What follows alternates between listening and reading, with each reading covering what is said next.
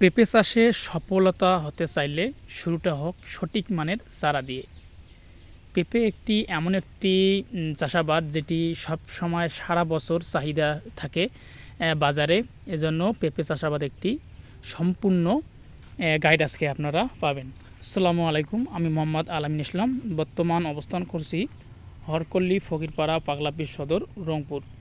আপনারা এখন স্ক্রিনে যে পেঁপের জাতটি দেখতে পাচ্ছেন, এটি একটি উচ্চ ফলনশীল হাইব্রিড তাইওয়ান কিং পেঁপের চারা। আপনারা যারা চাষাবাদ শুরু করছেন, তাইওয়ান কিং লাগিয়েছেন, আপনারা ভালো করে জানেন যে তাইওয়ান কিং পেঁপের এক একটি গাছ থেকে শুরু থেকে শেষ পর্যন্ত 80 থেকে 90 কেজি পর্যন্ত ফল হারভেস্ট করতে পারবেন। এজন্যই পেঁপে চাষাবাদ একটি লাভজনক কৃষি হিসেবে অনেকে বলে থাকেন। এজন্যই তাই আপনারা যারা এইরকম প্রিমিয়াম কোয়ালিটির হাইব্রিড তাইওয়ান কিং পেঁপে চারা খুঁজতেছেন, তারা দ্রুত আমাদের একে অ্যাগ্রো নার্সারিতে যোগাযোগ করবেন।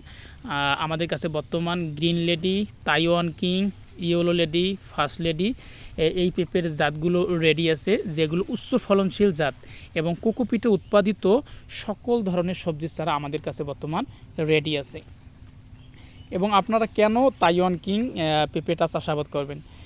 এজন্যই চাষাবাদ করবেন। তাইওয়ান কিং পেঁপে এমন একটি জাত, এটি ভাইরাস সহনশীলতা মানে করেন কম এবং রোগবালাই কম আক্রমণ করে এই চারাগুলোতে বা গাছগুলোতে, এবং গাছে প্রচুর পরিমাণ নিচ থেকে উপর পর্যন্ত অনেক ফল ধরে, সেজন্য আপনারা বাজারে ভালো একটা দাম পাবেন। এবং এক একটি গাছে যদি আপনারা 15 থেকে 20টির মতো পেঁপে রাখেন, তাহলে আপনার প্রথম হারভেস্টে দেখে আপনার 1 থেকে 1.5 কেজি পর্যন্ত মানে ফলগুলো আপনার সাইজগুলো হয়। তাহলে আপনি এক একটি গাছে তাহলে আপনার 20-30 কেজি ফল করতে পারছেন। 30 কেজি দাম যদি গেলে আপনার 50 টাকা করে হয়, তাহলে 3-5-1500, তাহলে 1500 টাকা আপনি এক একটি গাছ থেকে প্রথমেই হারভেস্ট করতে পারছেন। তাহলে আপনি যদি 150 থেকে 100টি গাছ লাগান, তাহলে 150 গুণন বা 100 গুণন যদি গেলে আপনি 1500 টাকা দেন, তাহলে আপনি প্রথম হারভেস্টে 1.5 লক্ষ টাকার মতো আপনি ইনকাম করতে পারছেন। এবং এখান থেকে আপনার খরচ হবে সর্বোচ্চ 20 থেকে 30,000 টাকার মতো সর্বোচ্চ খরচ। নাই আমি সব মিলে ধরলাম 50,000 টাকা, তাহলে আপনার 1,000 টাকা আপনার মানে এখন লাভের সংখ্যায় থাকলো। তাহলে কেন লাভ আপনারা চাষাবাদ করবেন? এজন্যই।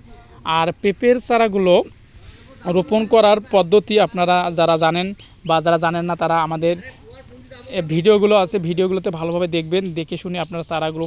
আর আপনারা সবসময় একটা জিনিস খেয়াল রাখবেন, সঠিক মানের চারা মানে ভালো ফলন পেতে হলে রোগমুক্ত স্বাস্থ্যকর প্রিমিয়াম কোয়ালিটির চারাগুলো আপনার সংগ্রহ করতে হবে।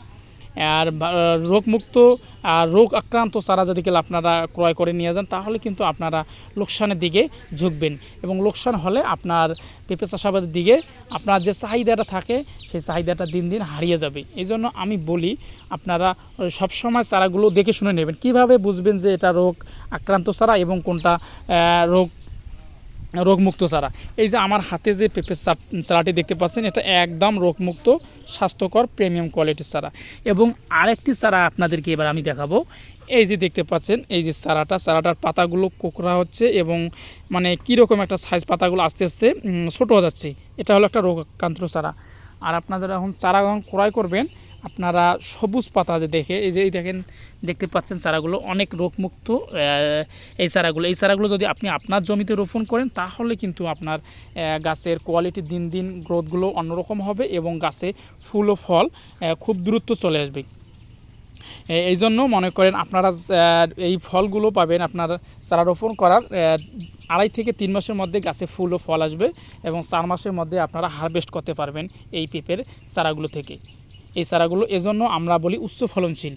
তাই আপনারা যারা চাষাবাদ করতে চাচ্ছেন এবং আপনারা আপনাদের গ্রামের আশেপাশে যারা পেঁপে চাষাবাদ করতেছে, তাদের কাছ থেকে শুনবেন যে তারা কোন জাতের চারা তাদের পেঁপের বাগানে লাগাচ্ছে এবং কোন জাতটি ভালো ফলন দিচ্ছে। এই জিনিসটা খেয়াল রাখলে তারপর আপনি আপনার একটা বিশ্বস্ত নার্সারি থেকে ওই জাতের চারাগুলো ক্রয় করে নিয়ে যাবেন, তাহলে আপনিও ভালো ফলন পাবেন। এবং ভাইরাস সহনশীলতা জাত আমাদের কাছে রেডি আছে, তাইওয়ান কিং, গ্রিন লেডি। তাই চারাগুলো সংগ্রহ করতে স্ক্রিনে দেওয়া নাম্বারে যোগাযোগ করবেন। চারাগুলো আমরা 64টি জেলায় বাস এবং কুরিয়ারের মাধ্যমে ডেলিভারি দিয়ে থাকি। আপনারা কন্টিনিউ যে আমাদের যারা ভিডিও দেখেন আমাদের চ্যানেলটি সাবস্ক্রাইব করবেন, লাইক কমেন্ট করে পাশে থাকবেন। আজকের জন্য এই পর্যন্ত, ধন্যবাদ।